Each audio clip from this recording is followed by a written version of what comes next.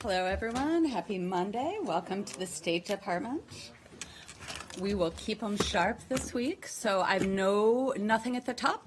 So Matt, I'll turn it over to you. I just have one brief logistical thing, and then to Syria. And the logistical thing is about the whole email issue, and in a court filing that you guys just presented today, it says that you have been unable to find any email records responsive to a request from the RNC for Mr. Pagliano's email. I'm just wondering how. Do you know how that is? Okay, so thanks for the question. I have quite a bit to say on this, so bear with me. As a standard, the department does not comment on matters in litigation. However, the department disagrees with a number of assertions made in today's filing and will be responding in court. We will say, however, that this matter was reported in the press back in December 2015. The department has searched for Mr. Pagliano's email PST file and has not located one that covers the time period of Secretary Clinton's tenure. To be clear, the department does have records related to Mr. Pagliano, and we are working with Congress and FOIA requesters to provide relevant material. The department has located a PST from Mr. Pagliano's recent work at the department as a contractor, but the files are from after Secretary Clinton left the department. We are continuing to search for Mr. Pagliano's emails, which the department may have otherwise retained. When it comes to FOIA, I think, as you know, the State Department works diligently to produce all responsive records in our possession. The department does acknowledge we must work to improve our systems for record management and retention. As part of the ongoing effort, the department is now automatically archiving Secretary Kerry's emails as well as the emails of numerous senior staff. So, in other words, because he was not a senior official, they're now in the ether someplace? So what I would... you think. You can't find them, so he clearly didn't spend 4 years here and never send an email, right? No. It's not required for employees to save every email they have sent and received. However, they must preserve federal records. Each employee is responsible for preserving his or her emails that are required to be retained under the Federal Records Act. The topic of records management has been discussed previously exhaustively from this podium. We have work to do to improve our records management. Does that include, so the search continues, is that what you're saying? So you haven't, to be responsive to this request. We are conducting a thorough search. But it's not over. You haven't just thrown your hands up in the air. We are conducting. You can't find it. You are continuing. A PST is that when you archive your emails and it makes that little folder, and sometimes it'll ask you on Outlook, that's a PST. If so I understand it, is it the case that you have not found a single email related to Mr. Pagliano's service while Secretary Clinton was here? So that's accurate, that we have located a PST from when his recent work with the department as a contractor, but not, those were from after when Secretary Clinton left the department. Is it conceivable that he might have deleted every single email he sent during the period of Secretary Clinton's service? I'm not going to speculate on that. I cannot say how or whether he stored records. And is it conceivable that nothing he committed to email during the time he was here rose to the standard of a federal record? I can't say on that. What I will say is the department's conducting a thorough search. At this stage, I just don't have any additional details to provide. Okay, Matt? Syria. Yep. So I know that this has been discussed by a senior official or by official in a background call, but I want to try and pin you down on this thing about the joint statement from the United States and Russia. Yep. It is still unclear to me whether or not you think that this joint statement today extends and expands and reinforces the nationwide cessation of hostilities so that incremental extensions of local truces instead of like Aleppo, like Latakia, so that those don't need to be extended anymore. Is that the administration's position? And if it is that your understanding of that's the Russian position and also the Syrian government position? So there's a lot there. I'm going to address some of it, and then we can talk about what those incremental ceasefires we're actually doing. So in this joint statement today, the United States and Russia reaffirmed the commitment to the nationwide cessation of hostilities that went into effect February 27th. Across Syria, that includes Aleppo, full stop. We have been cognizant of the strains to the cessation in Aleppo in recent week, but the cessation of hostilities in Aleppo remains in effect and will continue. We're fully committed to making sure it remains in place. Each side, the Russians and the United States, have communicated with commanders saying the other side is called upon to honor the cessation and they should reciprocate.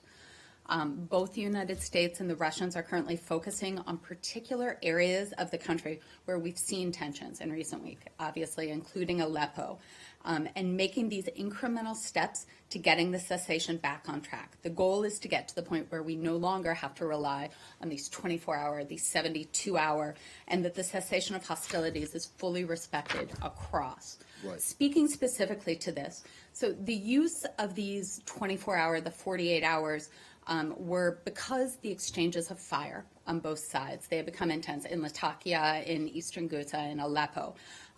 These short-term cessation of hostilities were a means to get local commanders to be assured of the other side's readiness to renew the implementation of cessation. With our statement today, we do believe that the cessation is in place. We do believe that this was let's call it a confidence-building measure, that the cessation then will be across. We're not ruling out, scattered violence. We're not ruling out that there could be attacks either way, but we do believe that this is now in place. So you think that this puts you now at the point where you don't need another 24 or 48 hour or 72-hour extension in Aleppo, for example. You think that that's covered by? We believe it is covered, but what we're also very cognizant about is that these are small, isolated areas, that the violence flares up there. We're committed. The Russians have said today that they're committed. We're in touch with the commanders on the ground. So we believe yes. Okay. Thanks. Elizabeth, on Of course, this one, the statement said that Russia and the U.S. Are committed to undertaking efforts to develop a shared understanding of the threat posed and territory controlled by ISIL and the Nusra Front, and to consider ways to deal decisively against the threat posed by ISIL and the Nusra Front to Syria and international security. Does this mean that Russia will be part of the international coalition now? I will wouldn't join read the into effort? it. Russia's been a member of the ISSG. We continue. Yeah, we know that. Yeah, but we after continue to this talk statement. about that. One of the things we've spoken out extensively from this podium is the issue of having parties to the cessation intermingled with Nusra. This was that conversation on how we have a shared understanding of the territory controlled by Nusra and making those efforts to tease that out. But when you say that, or the statement says, consider ways to deal decisively against the threat posed by ISIL, what ways are you talking about? As I said, this is the idea that we share information, that we understand where Nusra is, where they're mixed in with parties to the cessation, and then we have conversations there about how we can deal with them. I wouldn't get ahead of this in talking about your primary That question. means there will be more cooperation and coordination with Russia now to fight ISIL and al-Nusra? What I would say is we'd leave it where it is, we are building a shared understanding of where the territory controlled by Nusra, and then steps we could take to do that. But I'm not going to get ahead of where the statement was. What about the timing of the statement? It came out before Paris meeting. Yep. Anything about the timing? No, I would say that this is, a conversation that we have been having with the Russians. We are very cognizant of the impact on the ground that the cessation of hostilities has had very positively for the Syrian people, not uniformly, not covering all areas. And the idea that a reconfirmation right now is vitally important for the Syrian people. And why the U.S. didn't wait for Paris meeting So the secretary issue the today, statement. it's our understanding, is briefing those individuals who will be at the Paris meeting. But remember that this is a build-on from a previous Russia-U.S. statement. And is the U.S. or are the U.S. and European and Arab states at the same page regarding Syria? I would say that we all have the same goal. We all have the same view. Suffering has gone on too long. The political transition is the only solution for the people of Syria. There is no difference between. I think, with any sovereign state, of course, there's going to be differences in views on there, but we all have the same end goal. Okay. Who said that there would be a meeting of the ISSG next week? Is there? I've got nothing to announce on there, but I would, if the foreign would the minister. U.S. like to see one? I think that we are committed to using the ISSG as the platform to continue this dialogue forward. Barbara? Yeah, the U.S. official who spoke on background said that the fighting southwest of Aleppo city was not a truce violation because it involved the government versus al-Nusra, but there are reports that in fact it involves Jaish al-Fatah, which does include parties to the truce like Ahrar al-Sham. So are you aware of these reports? And if you could shed any more light on that, and if so, are you pressing those parties probably through your allies of Saudi Arabia and so on to stop fighting? Okay, so I haven't seen particularly that report, but I would say your question actually illustrates perfectly why it's so important to have that shared understanding of where Nusra is, where they're operating, where Daesh is, where they're operating. They're not parties to the cessation, as you exactly said. Let's stay on Syria. Yes, sir. ISIL attacks to Turkey's border town Kilis have claimed tens of civilians' lives since mid-January, and following the last week's attacks, Erdogan yesterday said that Turkey has been left alone in its fight against ISIS.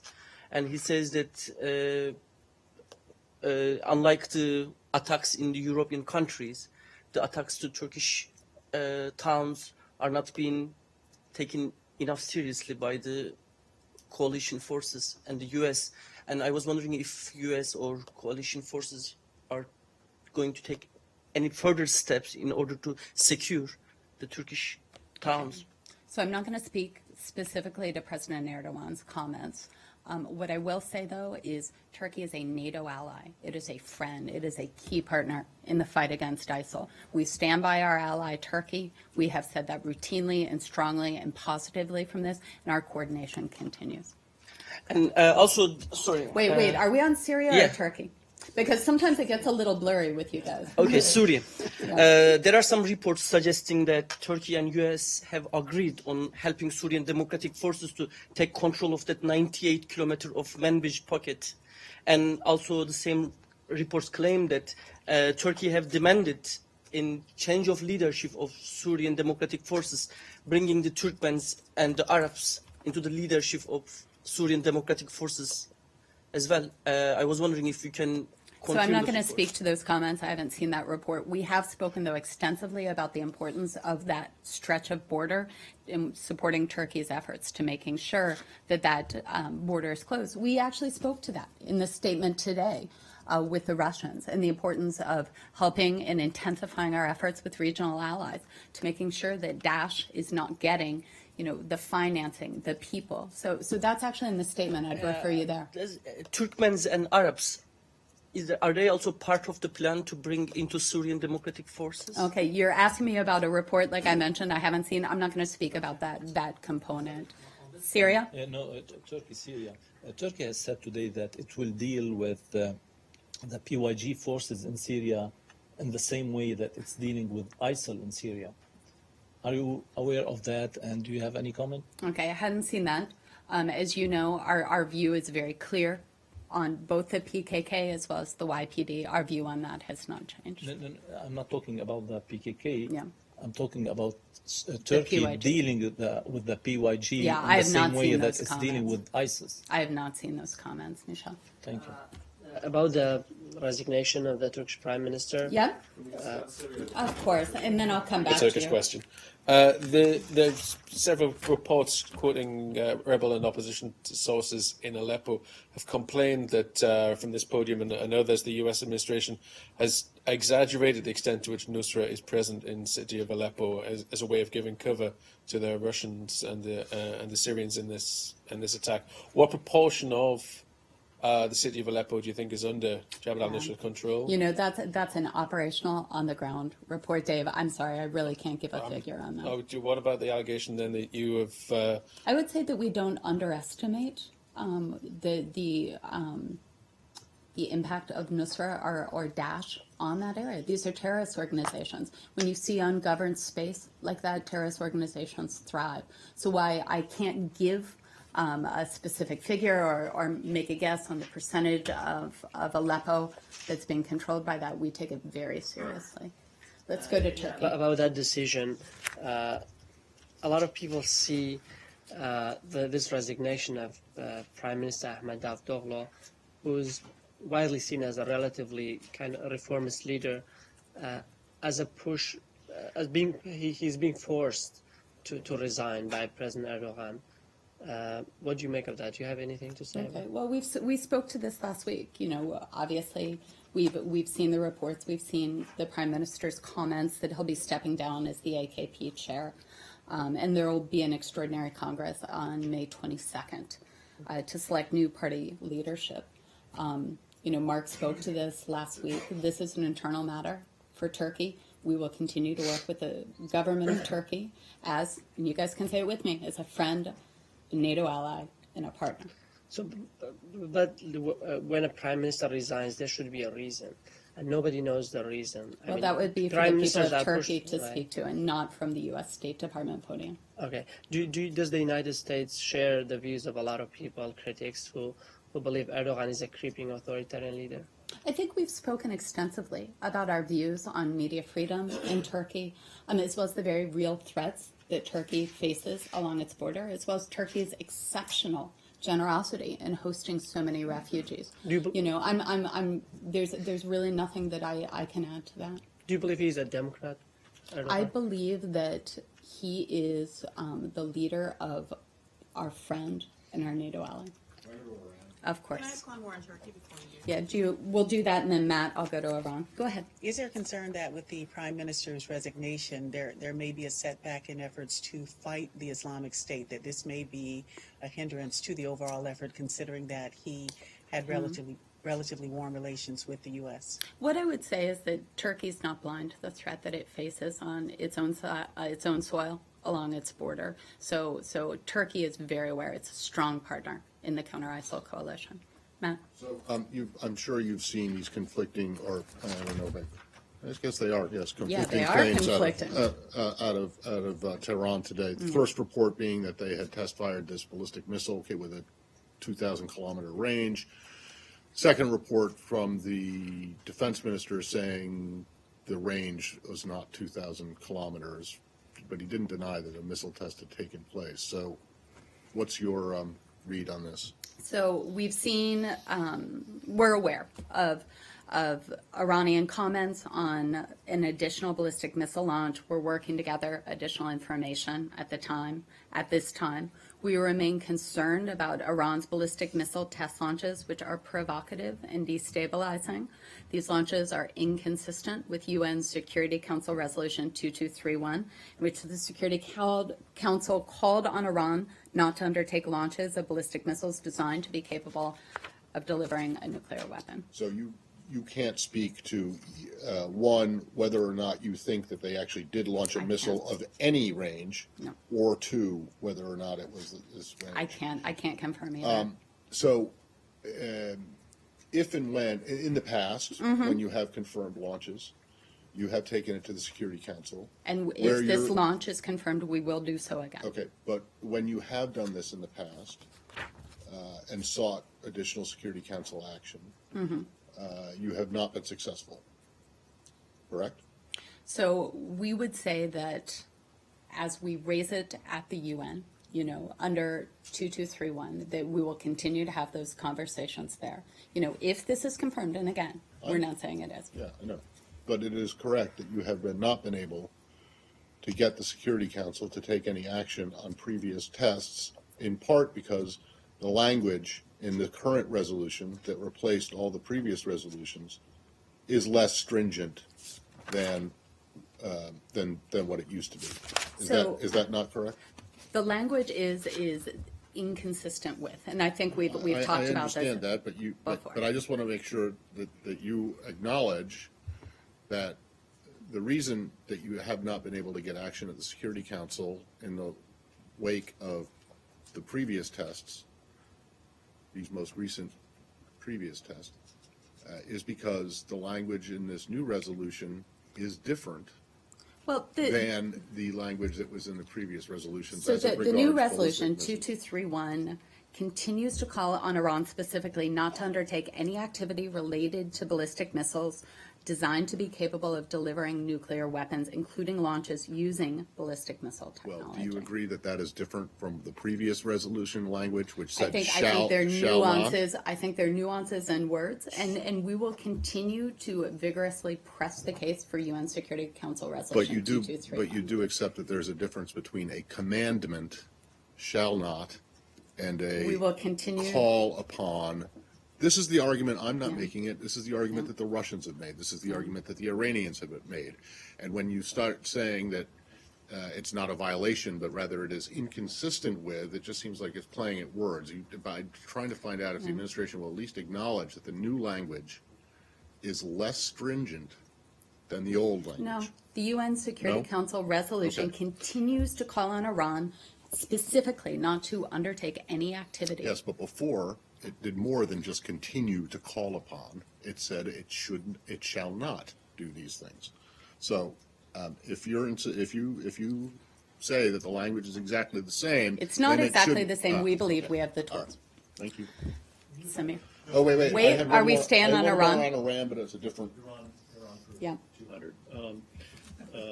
Sky News has you have to pose reported- it as a question. Well, then you have to come up with the right answer. Yeah. How would you respond to the Sky News report that Secretary Kerry plans to meet with British bankers to discuss sanctions lifting on Iran and presumably to encourage them to lend their depositors' funds to the Iranians? Thanks for the question. For 200, while we don't have anything specific to announce today, the Department of State and Treasury are always looking for ways to engage relevant parties on the implementation of the JCPOA. So nothing to announce today. Okay. Is he meeting any French bankers, for example, to Yeah, discuss this? if I have more information in the coming days, I'll do that. And Matt, you had an Iran too, and then I'll get to you, Samir. I did, but I can't remember what it is at the moment. I'm here all day. Yeah. Samir? Saturdays. Do you have an update about the status of the Yemen peace talks in Kuwait? I do. Thank you for that question. Thank you. So we are pleased that the Yemeni peace talks that began April 21st continue in Kuwait. As the UN Special Envoy for Yemen noted today, he continues to hold meetings with Yemeni parties in order to reach an understanding on contested issues and to find a way to move forward. Thus far, parties have agreed upon a general framework for the talks and began meeting in working groups to focus on a variety of political and security challenges. The United States encourages all parties to continue to attend the talks in good faith and to continue to build upon the important progress already made in order to find a comprehensive solution to the crisis in Yemen. Thank you. You're welcome. Can I just Hold go on back one to finish second. they'll be very brief because I think you're going to have to take both of them. One is there's also, you saw the reports about a bunch of IRGC officers being killed. I did see those. And some being captured. I don't know if there's been an official claim of responsibility for this action, but there is talk in Iran now that there's going to be some kind of a large-scale offensive in the area where that incident happened. Do you know anything about that? Have you, would you, if there was to be, would it be an issue with the joint statement that you put out with the Russians earlier? Or is it your view that whoever did this would not be covered by the ceasefire? So I've seen the reports. I don't have a lot of details on that, and I haven't seen a claim of responsibility. Okay, and then the second one, which you may not also know, is that a group very much like the opposition to the Iran deal in Congress here, of which there has been some. There is also opposition to it in Iran, in the Iranian parliament, and there are, I guess, more than 100 members of the Iranian parliament have written to say that they should stop, say that Iran should stop complying with the JCPOA and go ahead and do as much enrichment as they want, as they're allowed to under the Non-Proliferation Treaty. Do you have anything to say about that? I would refer you to the Iranians to speak to their own political process. Thank you. Ma'am, and then we'll go back. Thank you, Elizabeth. I have a question about WHO's invitation to Taiwan last week. Margaret Chan, the General Secretary of WHO, signed a letter, invitation for Taiwan to be an observer this May. But in the letter, he said, recalling the UN Resolution 2758 and in line with the One China principle as reflected within. Therefore, he invited Taiwan to lead, delegate to WHO. I wonder, do you have any comments? Because, I remember U.S. has a One China policy, not a One China principle. So, since you are a supporter of Taiwan's participation in WHO, I wonder, We are pleased that Taiwan has received an invitation to this year's World Health Assembly taking place May 23rd through 28th. Taiwan has participated as an observer in the WHA for the past 7 years. The United States strongly supports such WHA participation and Taiwan's meaningful participation in the work of the World Health Organization and related activities. We note Taiwan has made important contributions to global health, and its participation in the WHA and in the work of the WHO contributes to a safer, healthier world. How about the One China principle? Does that contradict? The United States remains committed to our One China policy based on the 3 joint communiques and the Taiwan Relations Act. And I remember just one last question. In 2011, I remember the Secretary of Health from the U.S. said in Geneva, no UN organization can unilaterally determine Taiwan's status. Do you think, this time by sending this invitation, WHO trying to redefine Taiwan's? No, as I noted, we're pleased to see them participate. Go ahead. You know what? Let me go to the gentleman behind you, and then I'll come to you. North Korea, the Workers' Party Congress ended, and with Kim Jong-un being named the party chairman, do you have any comments on that? I do not. Do you have any comments on the reporters being kicked out, the BBC reporters being kicked out of North Korea? I think our position on press freedom is pretty well known. Okay. It's an opaque regime. It's I think that we'll leave it there. Sir? I'm wondering that the United States agree on WHO's move to, to mention the One China principle in its invitation for Taiwan to participate in WHO. I'm just going to leave our comments where we put them. Sir? On Egypt, last Saturday, an Egyptian court recommended death penalty against 3 journalists, including 2 from Al Jazeera, Ibrahim Hilal and Ala Sablan. What's your reaction to this, and was there any kind of communication with the Egyptian authorities over the weekend about this issue? Thank you for the question. It's an important story. We understand the Egyptian court is seeking the death penalty for 2 journalists affiliated with Al Jazeera. Apparently, they were tried in absentia, which we understand automatically leads to the maximum allowable sentencing per Egyptian law. As we've said, we're concerned about the deterioration in respect for freedom of expression and association in Egypt, and we continue to have very frank conversations with the Egyptians on this. Ma'am? Ukraine. In the recent days, there have been lots of reports about possible appointment of the new ambassador of the U.S. to Ukraine, Mary Yovanovitch. Could you please confirm this or give more details on this? No, I can't. I have no personal announcements. Sir? Of course. Yes. Mr. Duterte is the likely winner of the presidential election in the Philippines. What is your response? And he will call for a summit to solve disputes over the South China Sea, which would include the United States and Japan. What is the U.S. reaction to his proposal?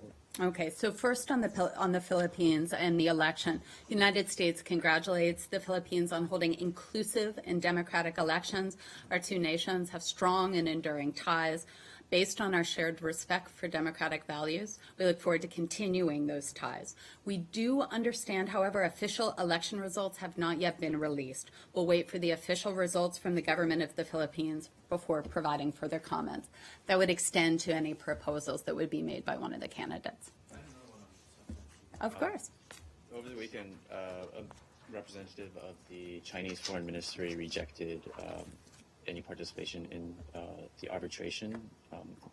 Do you have any response to that? You know, as we've said before, the United States supports peaceful resolution of disputes, including through the use of international legal mechanisms such as arbitration.